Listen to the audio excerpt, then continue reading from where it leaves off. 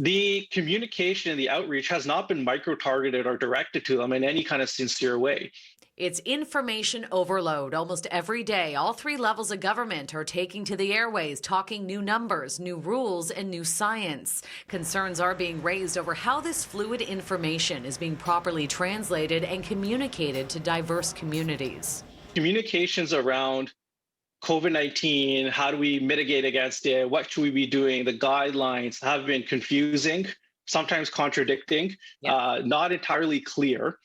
And that's for people who speak English as a first language. Peel Region Public Health gave us a list of ways they have been reaching out. Information is being relayed through multicultural media outlets. The health agency's main website can be translated in a variety of languages. Information about testing is being translated on social media, and letters are being written to religious leaders in support of safe celebrations and worship. For some, that doesn't go deep enough.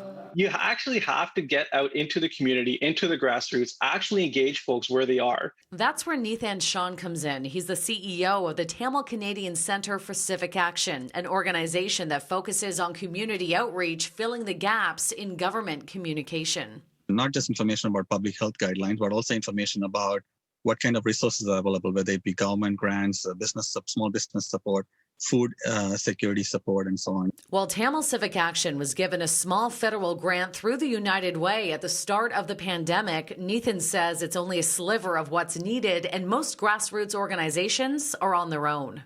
The work is predominantly done by volunteers in South Asian communities, from my understanding, and other racialized communities as well. Should governments be using groups like yours and giving them the supports needed to help fill those gaps?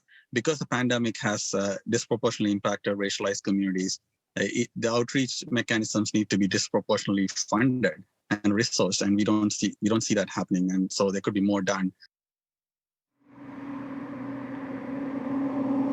Now, with Diwali, the 5-day-long Festival of Lights kicking off this weekend, hundreds of thousands of people in the GTA will be celebrating. And right now, there is a ramp up in messaging urging residents to celebrate at home with members of their household and to join prayer services online.